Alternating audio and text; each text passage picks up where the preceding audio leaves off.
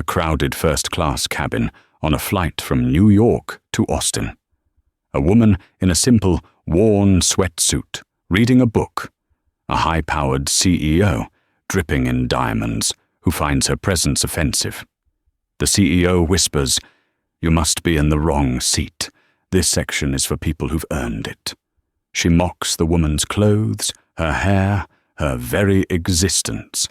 But the passenger she's targeting isn't a charity case. She's not a lottery winner. The woman she just humiliated holds the fate of her billion-dollar company in her hands.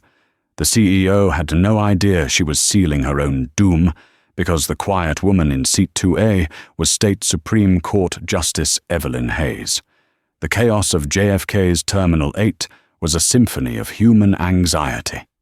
The roar of the crowd, the constant, monotone announcements of gate changes and final boarding calls, the squeal of suitcase wheels on polished floors.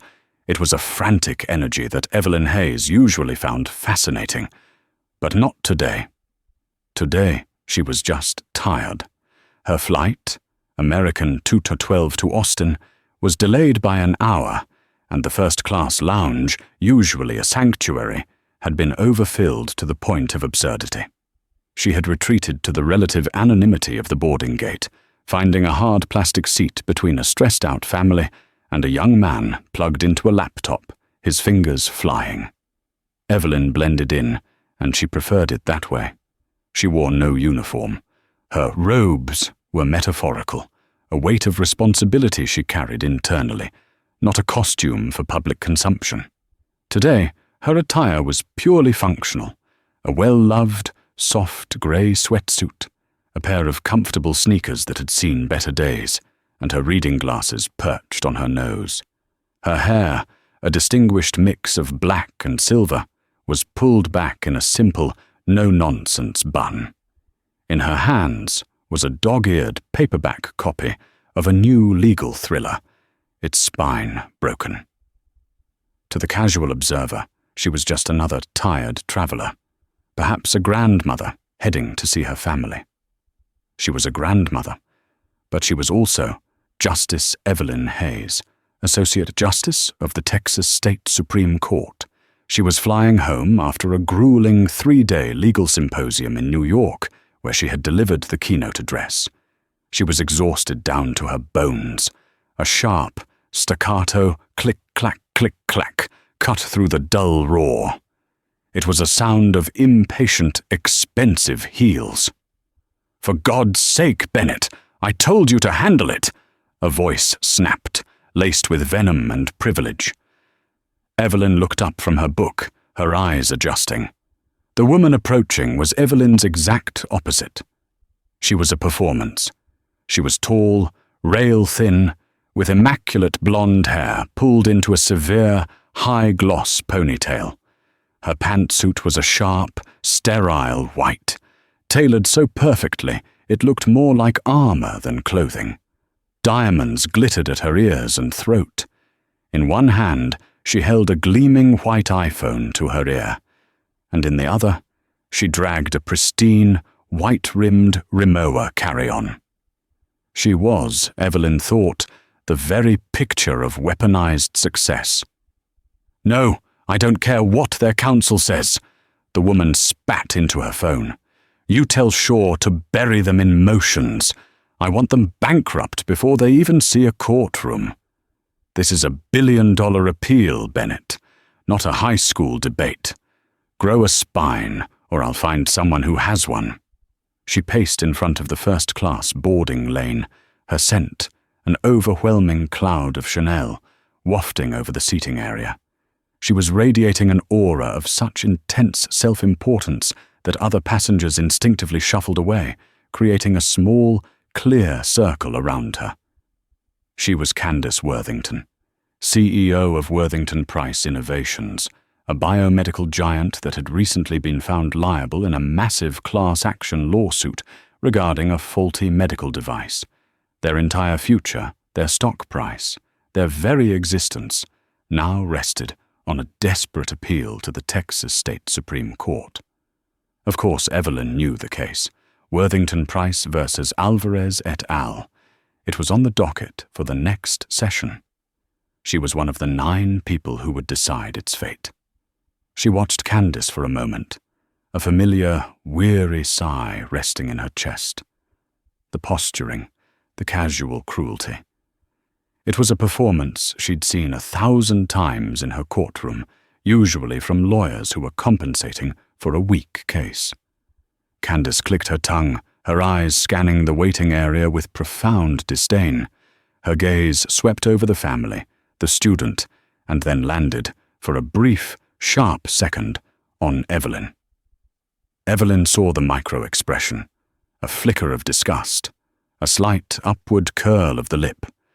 Candace's eyes scanned Evelyn from her scuffed sneakers to her simple bun, and then she dismissed her, turning back to her phone as if she'd just seen something unpleasant on the bottom of her shoe.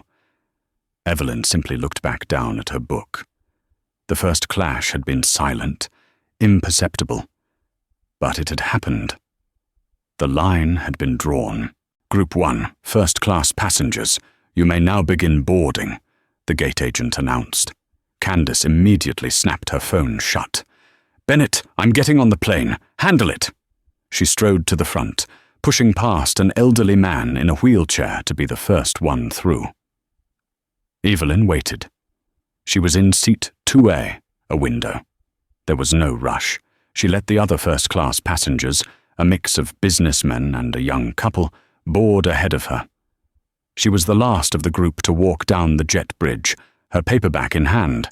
When she stepped into the cabin, she was greeted by a young, flustered-looking flight attendant named Mark. "Welcome aboard, ma'am." "Thank you, Mark," Evelyn said, with a small, warm smile, which he gratefully returned. She turned left into the exclusive cabin, and there, in the aisle, blocking the path, was Candace Worthington. She was trying to jam her oversized Rimowa bag into the overhead bin, grunting with effort. Evelyn waited patiently.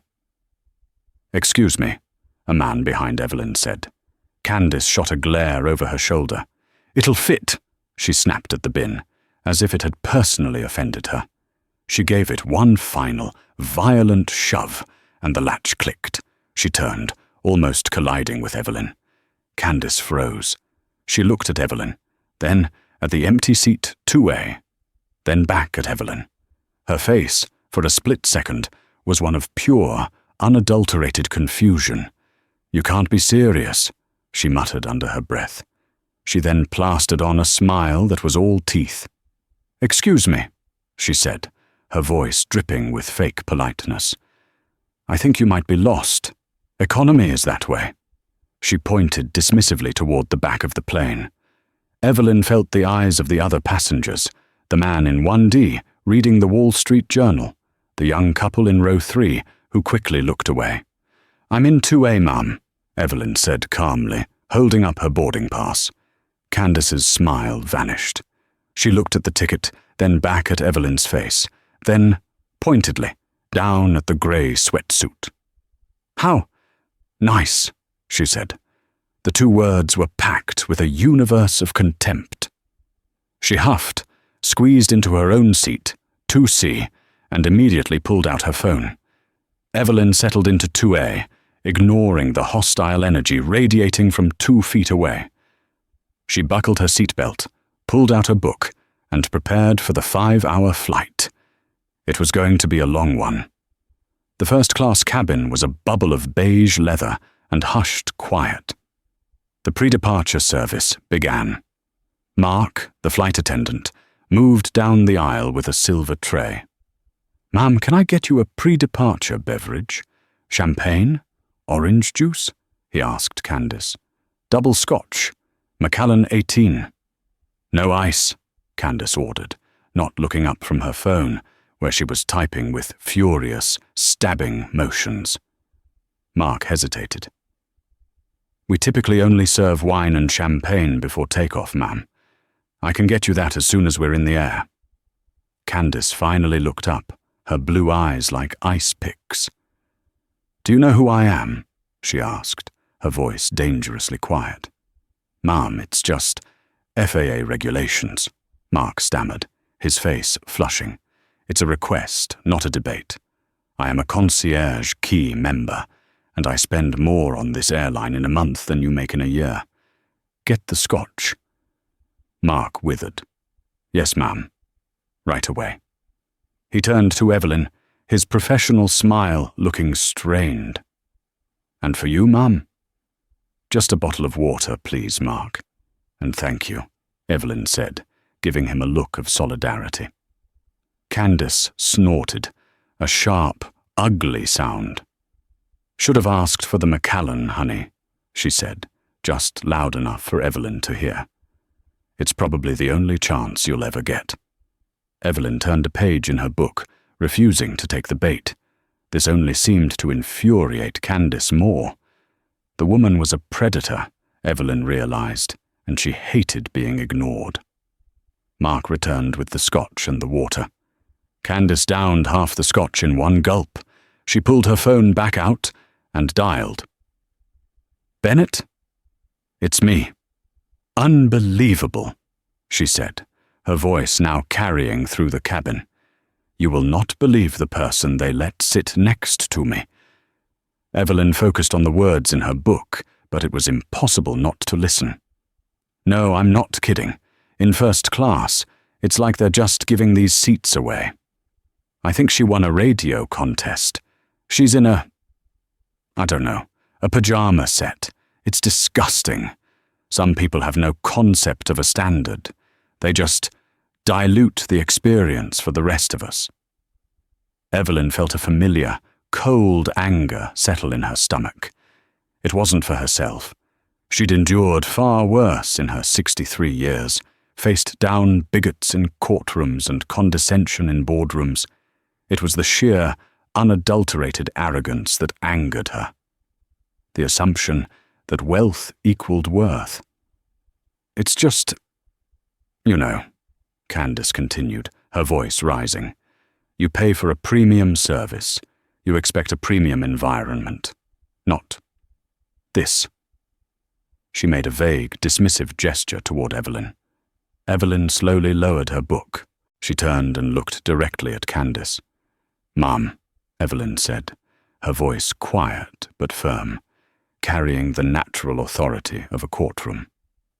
"I am trying to read. Could you please lower your voice?" The cabin, which had been pretending not to listen, went utterly silent. Candace's head snapped around. Her eyes widened, first in shock that Evelyn had dared to speak, and then narrowed in pure malice. Well, it speaks," Candace said with a laugh. "I'm sorry. Did I disturb your reading? What is it? How to fly first class on a budget?" The young couple in row 3 stifled a gasp. The man in 1D lowered his newspaper. "You are being disruptive," Evelyn stated simply. It wasn't an accusation. It was a finding of fact. "I'm being disruptive?" Candace laughed, outraged. "Honey, your outfit is disruptive. Your presence here is disruptive. People like you are why this country is failing. You think you're entitled to things you haven't earned. I bet you got this seat with food stamps, or maybe it's some kind of diversity initiative handout." It was the final, unforgivable line. The air crackled. Evelyn could feel the racial and classist venom underpinning every word. Evelyn closed her book and set it carefully on her lap. She unbuckled her seatbelt. Before she could stand, Mark, the flight attendant, rushed over. "Ladies, please, we're preparing for departure." "Oh, good," Candace said, waving her empty scotch glass at him. "Get me another one, and while you're at it, you need to move her." She pointed a perfectly manicured finger at Evelyn. "Ma'am," Mark said, eyes wide. "Move her. To the back. Where she belongs. I'm not going to sit next to this person for 5 hours. She is making me uncomfortable. She's clearly unwell or homeless or something. It's a security risk." "Ma'am, I can't do that," Mark pleaded. "She is a ticketed first-class passenger." "Then upgrade someone else and put them here," Candace shrieked. "I don't care. Just get her out of my sight." Evelyn Hayes finally stood up. She wasn't tall, but she had a presence that could command a room of hostile attorneys. She stood in the narrow aisle, looking down at Candace. "Mrs. Worthington," Evelyn said. Her voice was no longer quiet. It was crisp, cold, and resonant. It was the voice of a judge about to deliver a sentence. Candace recoiled slightly, surprised by the sudden shift in power. "You will stop speaking to me. You will stop speaking to the flight attendant, and you will sit quietly, or I will have you removed from this flight." Candace's face went purple with rage. "You? You will have me removed? Who in the hell do you think you are?" The standoff was absolute. The man in 1D had put his paper down entirely and was watching, his brow furrowed. The cabin was tomb silent. "Mark!" Candace seethed, never taking her eyes off Evelyn. "Call the captain. Call airport security. I am being threatened by another passenger." "Ma'am, please, just sit down," Mark begged, looking back and forth between the two women. He was hopelessly out of his depth. "I will not. Not until this vagrant is removed." Evelyn held her ground. "I am a ticketed passenger, and you are creating a disturbance. You have harassed me, insulted the staff, and are now refusing to comply with a flight attendant's instructions. You are the one at risk of being removed." Candace let out a high-pitched, incredulous laugh. "Do you have any idea what I'm worth? Do you know who I'm meeting in Austin? I am closing a deal that could buy this entire airplane. You—" She looked Evelyn up and down again. "You probably bought that sweatsuit at a thrift store." She unbuckled her own seatbelt and stood up, trying to use her height to intimidate Evelyn. They were inches apart. The smell of scotch and expensive perfume was overwhelming. "You need to learn your place," Candace whispered, her voice a low, venomous hiss. "You got a lucky break, getting this seat. Good for you. But don't you dare think that makes you my equal. Now sit down, shut up, and enjoy the free nuts. It's the last you'll see of this life, I promise you." And then she did the one thing that crossed the final line. She reached out and shoved Evelyn's shoulder. "Sit down." It wasn't a hard shove, but it was physical. It was assault. Evelyn didn't flinch. She didn't move. She simply absorbed the impact. Her gaze became infinitely colder. "Mark," Evelyn said, her voice dangerously calm, "this passenger has just physically assaulted me. Please notify the captain. We need to return to the gate. She needs to be removed by law enforcement." "Assaulted!" Candace shrieked. "I barely touched you. You're hysterical. Oh my God, you're trying to sue me. That's it, isn't it? You see a wealthy woman and you think, payday." "Ma'am, that's it."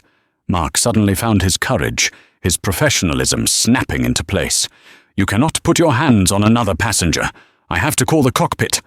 "You'll be fired," Candace screamed as Mark hurried to the front. "I'll have your job, you incompetent little boy." The plane, which had begun to taxi, slowly came to a stop. A moment later, the door to the cockpit opened, and the captain, a tall man with silver hair and a stern expression, emerged. "What is going on in my cabin?" he asked, his voice an immediate balm of authority. "Captain," Candace said, instantly changing her tune, her voice becoming the honeyed tones of a victim. "Thank God. This woman," she pointed at Evelyn, "has been harassing me since I boarded. She's unstable. I told the flight attendant she seemed like a security risk, and when I asked her to please be quiet, she threatened me. And then she accused me of assaulting her. It's insane. I'm afraid for my safety." The captain looked at Candace, then at Mark, who was pale-faced. "Mark?" "Sir, that is not what happened," Mark said, his voice shaking but firm. "Mrs. Worthington has been disruptive since boarding, demanding alcohol we can't serve. She was loud on her phone, and when this passenger," he gestured to Evelyn, politely asked her to lower her voice, Mrs. Worthington became verbally abusive, using deeply inappropriate language. "He's lying," Candace snapped. Mark continued. When Mrs. Worthington refused to sit down, this passenger stood up. Mrs. Worthington then, she shoved her, sir. Right on the shoulder. I saw it. The whole cabin saw it. The captain's eyes scanned the other passengers. The man in 1D nodded slowly. "That's exactly what happened, Captain." The captain's gaze settled on Candace. It was not a friendly look. "Ma'am, it is a federal offense to assault another passenger or a crew member. We are returning to the gate, and you will be escorted off this aircraft by port authority." Candace Worthington's face went from purple rage to a ghostly, sickly white. The mask of a victim fell away, revealing pure, animal panic. "No," she whispered. "No, you can't. I have a meeting. A life or death meeting. You don't understand. My company." "You should have thought of that before you put your hands on someone," the captain said. He turned to Evelyn. "Ma'am, are you all right? Would you like to press charges?" Evelyn looked at the crumbling woman before her. She saw the panic in her eyes. She saw the entire, hollow facade of her life, built on bullion and bluster, collapsing. I, Candace stammered, tears of rage and fear welling in her eyes. You bitch! You did this to me! You black bitch!" The word hung in the air, sucking all the oxygen out of the cabin. It was the final, nuclear bomb. The captain's face hardened into granite. "Mark, stay with her. I'll call them now." But before he could turn, a voice, a sharp, educated baritone, cut through the cabin. "I wouldn't do that, Captain. And I highly suggest you sit down, Mrs. Worthington." Every head turned. The man in 1D, the one who had been reading the Wall Street Journal, was standing. He was in his late 40s, with sharp, intelligent eyes behind horn-rimmed glasses, and a suit so expensive it made Candace's look cheap. Candace stared at him, her blood draining from her face for an entirely new reason. "Robert," she whispered, her voice cracking. "Robert. Shaw? What are you doing here?" Robert Shaw, senior partner at Shaw, Adler and Croft, one of the most powerful law firms in Texas, fastidiously folded his newspaper and placed it on his seat. He looked at Candace Worthington not as a person, but as a problem, a piece of faulty code that was about to corrupt an entire system. "I'm flying to Austin, Candace," he said, his voice smooth and cold, "to prepare for oral arguments. The same oral arguments you just flew here for. The ones your entire company, my client, is depending on for its survival." Candace looked like she had been struck by lightning. "Robert, I didn't see you." "Evidently," he said dryly. He adjusted his tie. "I've been sitting here for 20 minutes, listening to you systematically destroy your own case." What are you talking about?" Candace stammered, confusion warring with her panic. Robert Shaw ignored her. He turned his full attention, one of deep and profound respect, to the woman in the grey sweatsuit. He stepped forward and extended his hand. "Justice Hayes," he said, his voice now imbued with a deference that bordered on reverence. "I am so profoundly sorry for my client's behavior. I had no idea you were on this flight. I am mortified." The two words echoed through the cabin. Justice. Hayes. The captain, who had been about to walk away, froze. His eyes widened. Mark, the flight attendant, looked as if he was about to faint. The young couple in row 3 were both staring, their mouths open. Candace Worthington's brain seemed to short-circuit. Her eyes darted from Robert Shaw's respectful face to Evelyn's calm, impassive one. "Justice," she repeated, the word a dry croak. What? What does he mean? Justice of the peace. What is this? A joke? Evelyn Hayes looked at Robert Shaw and nodded, though she did not take his hand. Mr. Shaw, unfortunate circumstances to see you again. She then turned her gaze back to Candace. The full, undiluted power of her intellect and her position was now present in her eyes. The tired grandmother was gone. The justice was here. "I am Justice Evelyn Hayes," she said, her voice clear and precise, cutting through the stunned silence.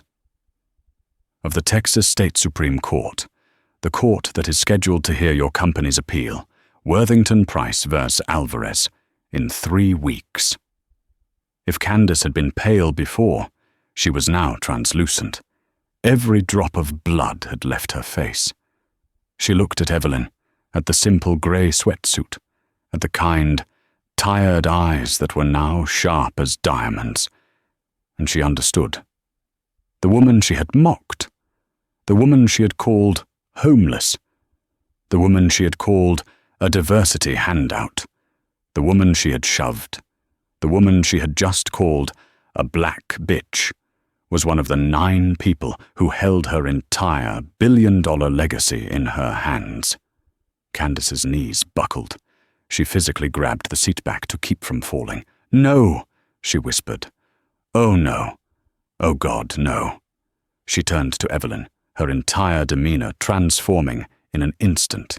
The arrogance, the rage, the entitlement, all of it evaporated, replaced by a fawning, desperate, sickening terror.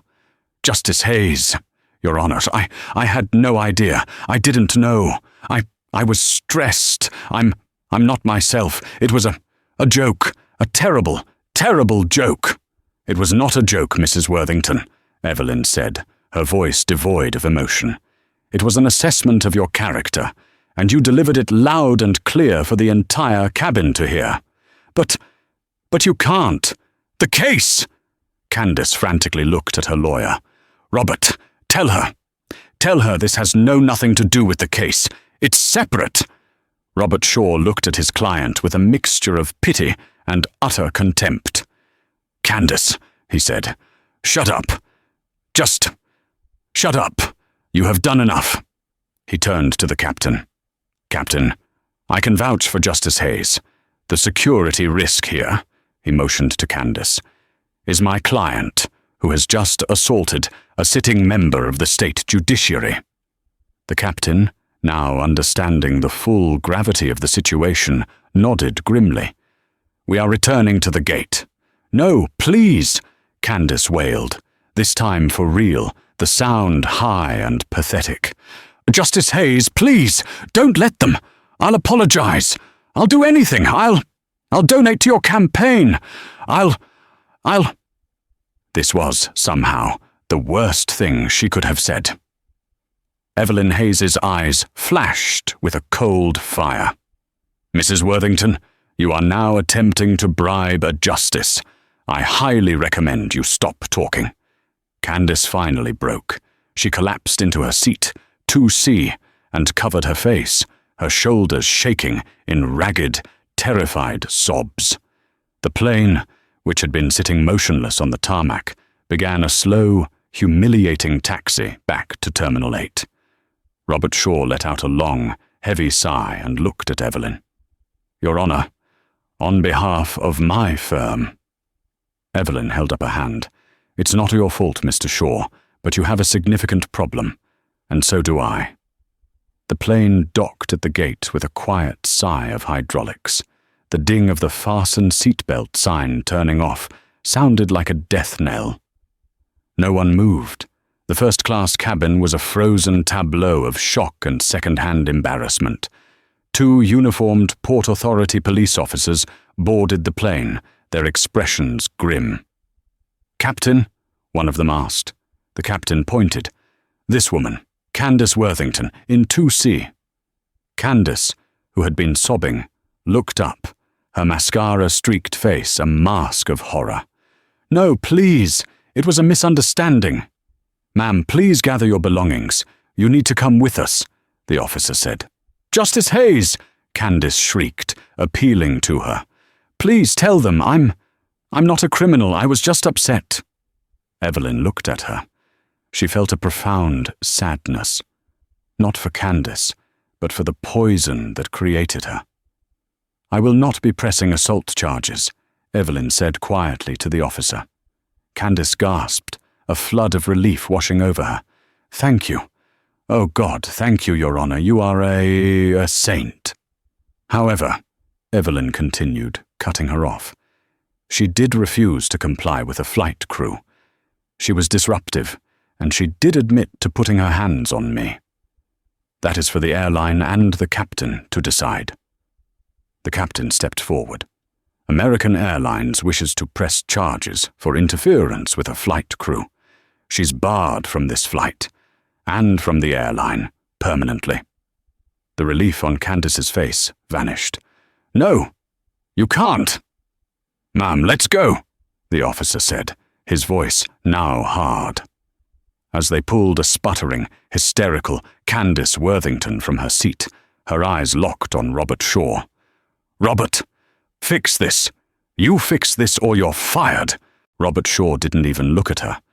He was already on his phone, his face grim, typing a long, furious email. The officers escorted Candace off the plane. As she was pulled down the jet bridge, her voice echoed back, "You don't know who I am. I will own you. I will own all of you." And then she was gone. The cabin was silent for a full minute.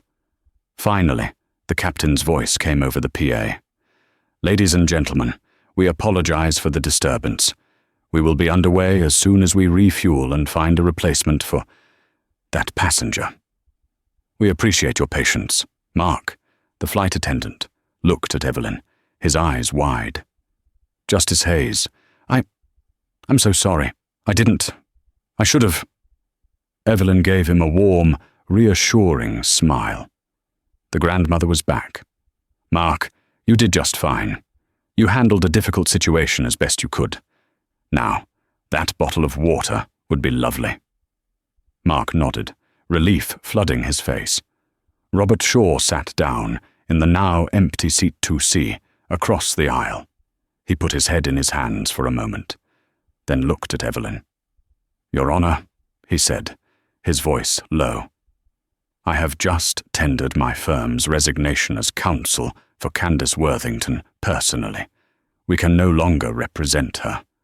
We will, however, continue to represent the corporation, Worthington Price, as we are bound by contract." "I understand, Mr. Shaw," Evelyn said. "But this is a catastrophe," he whispered, rubbing his temples.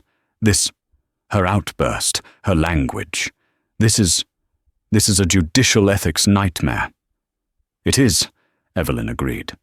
"Obviously," Shaw continued, thinking aloud, You'll have to recuse yourself from the case. You can't possibly sit on the bench for this appeal now." "Of course I'm recusing," Evelyn said. "I have to. This incident, her attack. I cannot be impartial. Even if I could, the appearance of bias would be overwhelming. I will file the motion for recusal as soon as I land." Shaw nodded, looking slightly relieved. Good. A recusal it's clean. The case will be heard by the other 8 justices. A 4-4 tie would mean the lower court's ruling stands, which is bad for us, but it's manageable. God, what a mess." Evelyn took a sip of her water. "Mr. Shaw," she said, "you and I both know this is far from over. A simple recusal is not the end of this." Shaw looked at her, his sharp legal mind catching up to her. "What do you mean?" "I have to file for recusal, and when I do," Evelyn explained, "I must, by law, state the reason for the recusal. I will have to submit a sworn affidavit detailing the events of this flight, in public record." Shaw's blood ran cold. He understood instantly.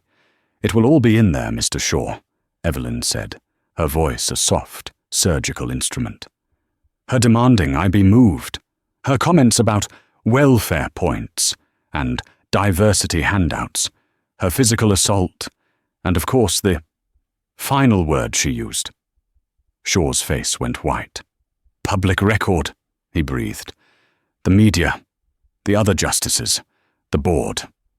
The board of directors of Worthington Price, Evelyn said, will read in a public court filing that their CEO assaulted a Supreme Court justice while using racial slurs, on her way to the appeal that determines their company's survival. Shaw leaned back, the color draining from his face. My God, he whispered. She didn't just lose you. She lost the whole court. No one will want to be seen to be ruling for her, even if the law is on her side. She's poisoned the entire well. The other justices are professionals, Evelyn said. They will rule on the merits of the case. But the court of public opinion is another matter, and so is your board of directors. Robert Shaw abruptly stood up. Your Honor, please excuse me. He walked to the front galley, his phone already to his ear. Evelyn watched him go. She heard fragments of the conversation. Bennett. It's Robert Shaw. Yes, I'm on the plane. Bennett, we have a 5-alarm fire. No, I'm not exaggerating. Candace is being detained by Port Authority. Bennett, listen to me. She assaulted a passenger. Bennett, you need to sit down. The passenger she assaulted was Justice Evelyn Hayes. Evelyn closed her eyes. The plane finally began to push back from the gate for the second time. The Karma was now in motion. The flight to Austin was, for the remaining passengers, utterly silent. The new passenger in 2C, a bewildered-looking man upgraded from coach, sat stiffly, terrified of speaking to the quiet woman in 2A. Robert Shaw did not return to his seat. He spent the entire flight in the galley, pacing and making quiet, frantic calls. When the plane landed in Austin, Evelyn was the first one to stand. She gathered her simple bag and her paperback. Justice Hayes, Robert Shaw said, his face haggard. He had intercepted her at the cabin door. Mr. Shaw, she nodded. I just want you to know. I've spoken with Bennett Price, the chairman of the board. He sends his apologies. His most profound apologies. Apologies are noted, Mr. Shaw. Now, if you'll excuse me, I need to get home to my family. She walked past him and down the jet bridge, the very picture of an anonymous, tired traveller. Candace Worthington's journey was very different. She was held by the Port Authority at JFK for 4 hours. Because Evelyn did not press charges, they released her with a citation for disorderly conduct and a lifetime ban from American Airlines. She was forced to book a last-minute ticket on a different airline, in a middle seat in economy, for a red-eye flight that got her into Austin at 4 a.m. She arrived at her hotel, the Four Seasons, disheveled, exhausted, and humiliated. When she finally turned on her phone, it exploded with a fury of notifications. 32 missed calls from Bennett Price. 14 missed calls from Legal Team, Shaw. Email 1tot47 from Robert, shawshawordlecroft.com. Subject, urgent, resignation as personal counsel. Candace, as per our conversation, this email serves as formal notice that I, and this firm, will no longer be representing you in any personal capacity, effective immediately. Your actions on Flight AA-212 have constituted a catastrophic lapse in judgment that makes it impossible for us to continue as your counsel. Email 28047 from Bennett, priceworthingtonprice.com. Subject, emergency board meeting. Do not attend. Candace, I have been fully briefed by Mr. Shaw. I cannot express the level of shock and disgust I am feeling. Your behavior is indefensible. There will be an emergency telemeeting of the board of directors at 9 a.m. Central. You are not to attend. You are to remain at your hotel and await our decision. Do not, under any circumstances, attempt to contact anyone at Shaw, Adler, and Croft, or anyone associated with the Texas Supreme Court. Candace threw the phone across the room, where it smashed against the wall. No, he can't do this to me. I built that company. She spent the next few hours pacing, drinking the minibar dry, and moving between sobs of self-pity and shrieks of rage. At 9:30 a.m., her laptop pinged, a single email from Bennett Price. Email, 3:47. From Bennett Price, worthingtonprice.com. Subject, Board Resolution. Candace. By a unanimous vote, 9-0, the Board of Directors of Worthington Price Innovations has voted to terminate your employment, effective immediately, for cause.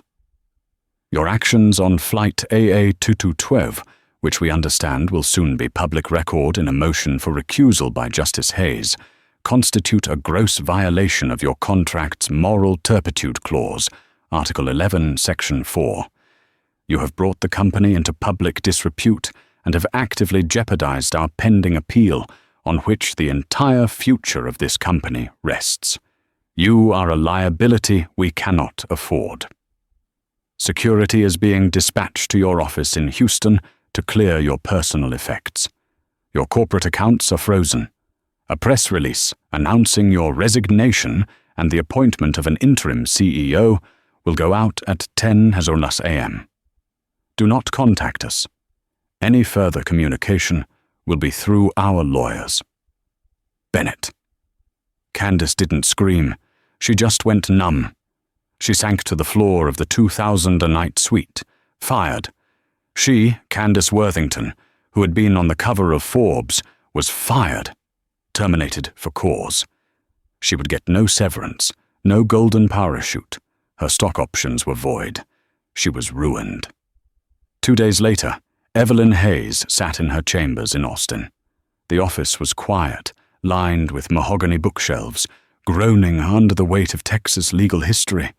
The air smelled of old paper, lemon polish, and weak coffee. This was her sanctuary, the eye of the storm. On her desk was a simple, 3-page document she had authored herself. It was not a judgment or a legal opinion. It was an affidavit, sworn under oath. At the top it read, Motion for Recusal, Cause number 25-0491. Worthington Price Innovations vs. Alvarez et al. Her chief clerk, a sharp, ambitious young man named David Hayes, stood across from her desk, holding an identical copy. His face was pale. Your Honor, David said, his voice barely above a whisper.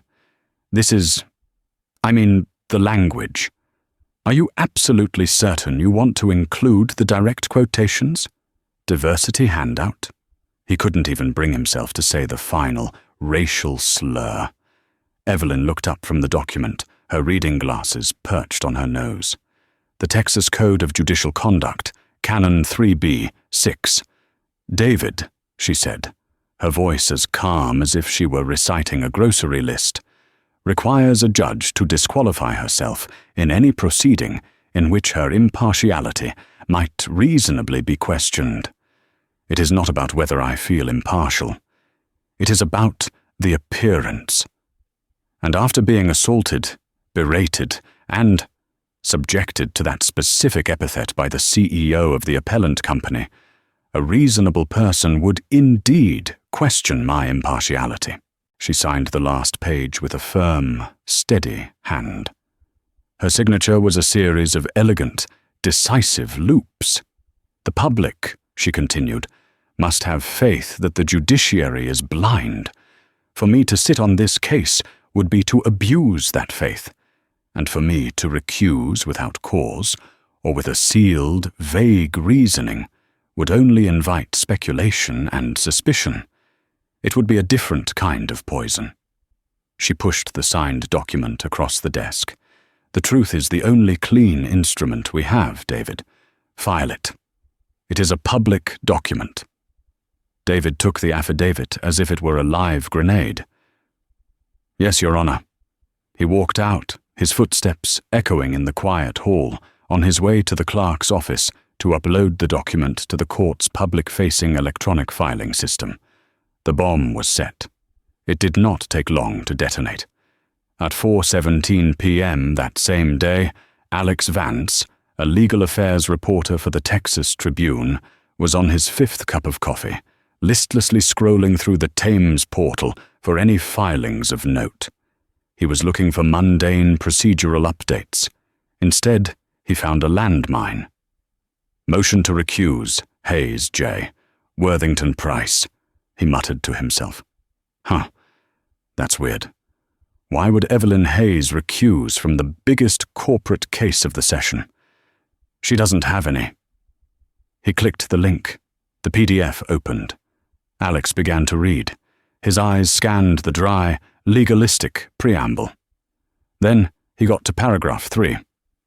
"Oh," he said aloud. He got to paragraph 4, detailing the conversation.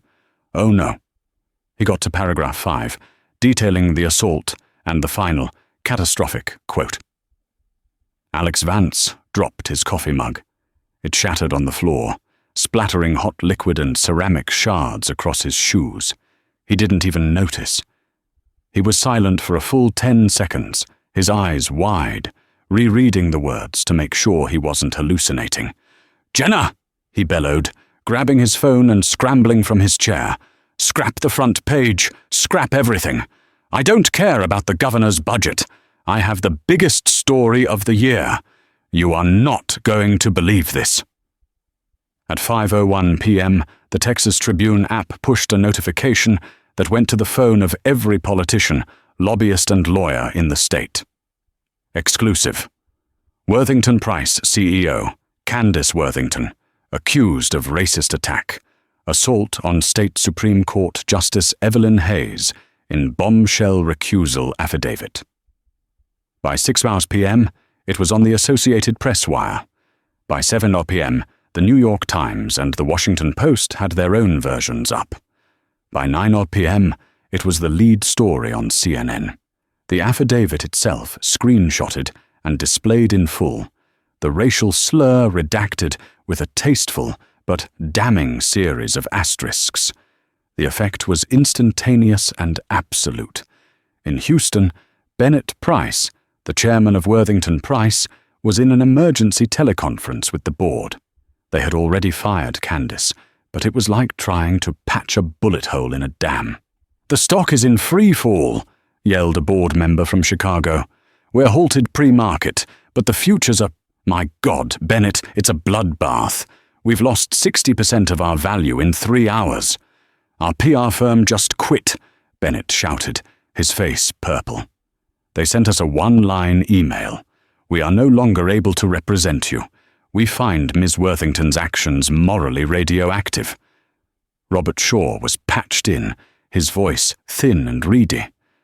"Bennett, I'm trying to prepare for oral arguments, and every news outlet in the country is calling me for comment. The plaintiff's attorney just filed a motion for summary judgment, citing the affidavit as new evidence of corporate character." "Is that a thing?" the Chicago board member shrieked. "It doesn't have to be," Shaw roared back. "It's a PR move. He's poisoning the well, which, by the way, our former CEO already did." The corporate entity of Worthington Price was imploding. The culture of arrogance, embodied and protected by Candace, had been its core. Now that core was revealed to be rotten, and the entire structure was collapsing. For Candace Worthington, the judgment tour was more personal. She was holed up in her 12,000-square-foot River Oaks mansion, the drapes drawn. She had, for the past 48 hours, been telling herself this would blow over. It was a he said, she said, a misunderstanding. Then the emails and texts began. An email from the River Oaks Country Club. "In light of recent reports, the board has voted to immediately suspend your membership pending a full review." An email from the Houston Museum of Fine Arts Gala Committee, run by her supposed best friend, Margaret. It would be inappropriate for you to attend this year's event. We are returning your table deposit. A text from a friend she was meant to have lunch with. Candace, I am just horrified. I can't. My husband works in finance and we just can't be associated with this. Please lose my number. She was being surgically, cleanly, and efficiently excised from the world she had built her identity around. The standards she held so dear were a one-way street. She had failed to meet them. The final, brutal stroke came not as an email, but as a knock on her towering front door. A bored-looking process server stood there. Candace Worthington? What? She snapped. He handed her a packet of documents and walked away. It was from her ex-husband, William. He was filing an emergency motion for sole custody of their 2 children, and his petition attached Justice Hayes's affidavit as Exhibit A. She read his lawyer's words. Petitioner fears for the children's moral and psychological well-being. Exposure to an environment of such documented instability, bigotry, and violence is unsuitable. Respondents' actions demonstrate a sociopathic lack of impulse control and empathy. She collapsed onto the cold marble of her foyer. He was using her own actions, her own words, to take her children. She was not just a pariah. She was, in the eyes of the law, an unfit mother. 3 weeks later, the oral arguments for Worthington Price versus Alvarez proceeded. The grand courtroom of the Texas Supreme Court was packed. Media lined the back walls. Every seat was filled. One seat on the bench, however, was conspicuously empty. Justice Hayes's chair. It sat there like a throne of judgment, a silent testament to the entire proceeding. Robert Shaw, his face grey and haggard, stood to argue. He was a brilliant lawyer, and he did his job. He spoke of legal precedent. He dissected statutory interpretation. He argued, technically and correctly, on the merits of the case. But the air was thick with the unspoken. Chief Justice Morales leaned forward, his hands steepled. Mr. Shaw, you speak of the company's good faith in its internal testing procedures. But how is this court to be assured of that good faith, given recent and public revelations about the company's executive culture? Your Honor, Shaw stammered, the actions of one former employee, an individual who has been terminated for cause, cannot be allowed to taint the objective merits of this complex appeal. We are here to discuss the law, not the media. Justice Brenner, the court's most conservative member, adjusted his glasses. Mr. Shaw, it is not about the media. It's about character.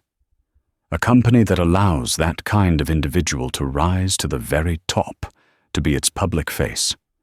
It speaks to a systemic rot, doesn't it? It begs the question, what else were they negligent about? Shaw had no answer. He was defending a ghost when the plaintiff's attorney, a fiery young woman named Maria Alvarez, stood up. She barely looked at her notes. Your Honors, she began, Mr. Shaw speaks of the law.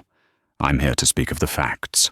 The facts are that this company, led by a person of documented prejudice, saw the victims of their faulty device not as people, but as annoyances, as lesser. The same dehumanizing attitude that allowed them to rush a faulty product to market, skipping safety protocols for low-income communities, is the exact same attitude we all read in that affidavit. It is not a separate issue. It is the entire issue. The ruling came down a month later. It was a 5-3 decision against Worthington Price. The court upheld the lower court's finding of liability. The judgment for $1.8 billion was affirmed. Chief Justice Morales wrote the majority opinion, and it was scathing. He never mentioned Candace by name. He didn't have to. A corporation is not merely a collection of assets. It is a legal person. And like any person, its character matters. The culture of Worthington Price, as evidenced by a pattern of behavior from the top down, showed a reckless and systemic disregard for human dignity. This court will not reward such disregard. A week after the ruling, Worthington Price Innovations, unable to secure bonds for the judgment and with its stock price at zero, filed for Chapter 7 bankruptcy. It was not a restructuring. It was a liquidation. The company was terminated, wiped off the face of the earth. That following Saturday, the sun was bright in Austin. Evelyn Hayes was not in her robes. She was in a pair of old, paint-stained overalls and a wide-brimmed straw hat. She was in her backyard garden, her hands deep in the rich, dark soil, planting tomato seedlings. Her 4-year-old grandson, Leo, was helping by making mud pies in a patch of dirt nearby. Her daughter, Sarah, came out onto the porch, wiping her hands on an apron. She held a glass of lemonade and Evelyn's phone. "Mum," Sarah said, "the Tribune is calling again. Alex Vance. He wants a victory statement or a final comment on the Worthington bankruptcy." Evelyn took the lemonade, leaving a streak of dirt on the cold glass. She looked at the phone, buzzing insistently on the tray. She looked at her grandson, who was now laughing as he tried to catch a grasshopper. The sound was bright and pure. She smiled, a genuine, tired and peaceful smile. "A victory statement? Good heavens," Evelyn said, taking a sip. "Tell Mr. Vance that Justice Hayes is currently in session, deliberating on the critical matter of liquor persicon esculentum. And tell him," she chuckled, "her decision is final." Sarah laughed and took the phone back inside. Evelyn turned back to her garden, away from the empires and their collapse, and returned her hands to the good, clean earth. She was just Evelyn, and she was home. That is what you call hard karma. Candace Worthington was so obsessed with a standard of wealth and appearance that she couldn't see the true standard of character and integrity sitting right next to her. She thought her money made her powerful, but she was destroyed by a woman who had authority. Justice Evelyn Hayes never had to raise her voice. She never had to use her power. She simply had to be herself. She upheld the law, and the law did the rest. Candace's prejudice, her bigotry, and her arrogance were all it took to tear her entire world down. She tried to remove a woman she thought was beneath her, and in the end, she was the one who was removed, from the flight, from her job, and from the life she knew. What did you think of Justice Hayes's decision to recuse? Was it a simple ethical move, or was it the most high-level karma you've ever seen? Let me know your thoughts in the comments below. If you loved this story, please like this video, share it with someone who needs to see it, and subscribe to the channel for more true life stories of karma and justice.